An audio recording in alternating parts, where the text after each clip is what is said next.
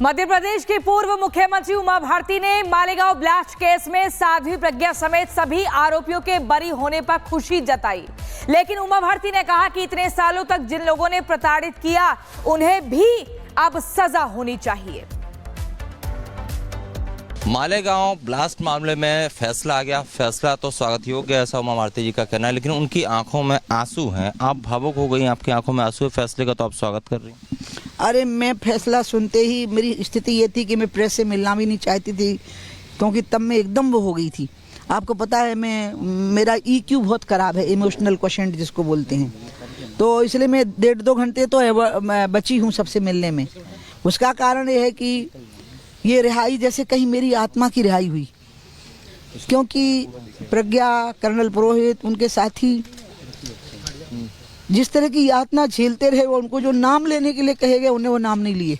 कहा हमारी जीभ काट लो, हमारी घाव में मिर्चें भर दो, लेकिन हम वो नाम नहीं लेंगे जो आप दे रहे हैं।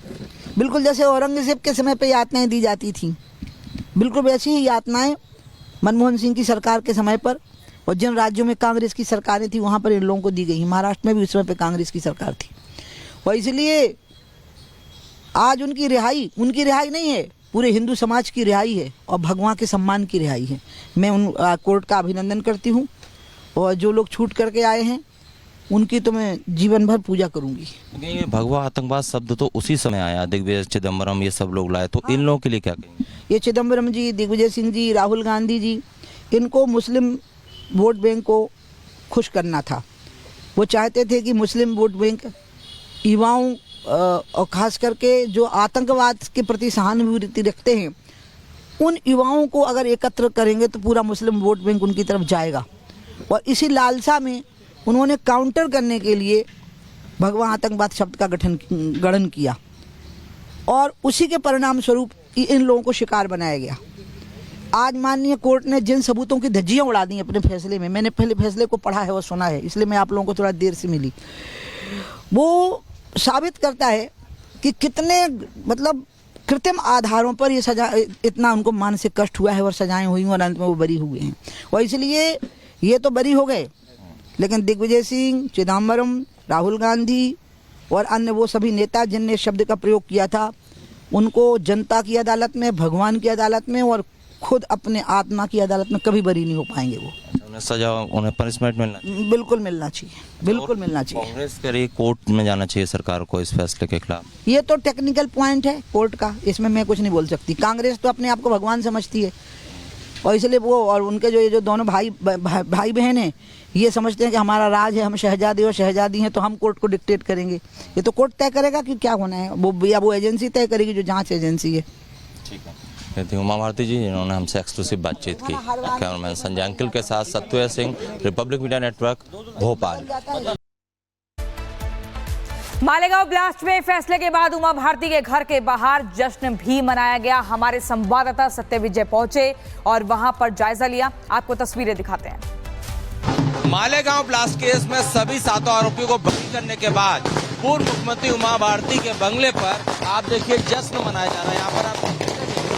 यहाँ पर उमा भारती के बंगले पर तमाम समर्थक और कार्यकर्ता एकजुट हुए हैं और आतिशबाजी की जा रही है। जैसा कि उमा भारती ने भी हमसे एक्सक्लूसिव बातचीत में कहा कि वो बहुत खुश हैं, क्योंकि ये भगवा की रिहाई है, ये पूरे हिंदू समाज की रिहाई है, हिंदू धर्म की रिहाई है। और इसी बात की खुशी उनके बंगले पर, उमा भारती के बंगले पर आपको देखने को मिल रही है, जहाँ पर कि ढोल नगाड़े बजाए जा रहे हैं, आतिशबाजी की जा रही है, लोग एक दूसरे को मिठाइयाँ खिला रहे हैं। क्योंकि ये तस्वीर इसलिए भी महत्वपूर्ण है क्योंकि उमा भारती का ये कहना है कि जिस तरह से औरंगजेब ने अत्याचार किया था, उसी तरह से साध्वी प्रज्ञा सिंह ठाकुर समेत तमाम जो 7 लोग आरोपी बनाए गए थे उन पर अत्याचार हुए थे, फिर भी वो किसी दबाव में नहीं आए, कांग्रेस सरकार के दबाव में नहीं आए, जांच एजेंसियों के दबाव में नहीं आए। और अब जो ये रिहाई हुई है, ये सनातन की बड़ी जीत है, हिंदुओं की जीत है, हिंदू समाज की जीत है, उनकी आत्मा की रिहाई है, ये उमा भारती का कहना है। अधिवेशन असतं तेव्हा येतो, इथे दिल्लीमध्ये बैठक घेतो आणि NDA आणि आमचं जे काही नातं आहे त्या खऱ्या अर्थाने या अधिवेशनामध्ये देखील आमचे लोक भारताची बाजू घेऊन, देशाची बाजू घेऊन, भारतीय लष्कराची बाजू घेऊन, एनडीएची एक घटक पक्ष म्हणून जी मजबूतीने बाजू लावून धरतात ते देखील दृश्य आपण पाहत आहे. त्याबद्दल देखील चर्चा झाली. त्याचबरोबर या ठिकाणी जे महाराष्ट्राचे जे प्रश्न आहेत, 17 साल बाद मालेगांव ब्लास्ट केस में फैसला आ गया है. एनआईए के स्पेशल कोर्ट ने आरोपियों को बेकसूर बताते हुए बाइज्जत बरी कर दिया है और अदालत ने भगवा आतंकवाद की उस फेक थ्योरी को सिरे से खारिज कर दिया है जिसके दम पर कांग्रेस तुष्टीकरण का दांव चलती आ रही थी. देखिए रिपोर्ट.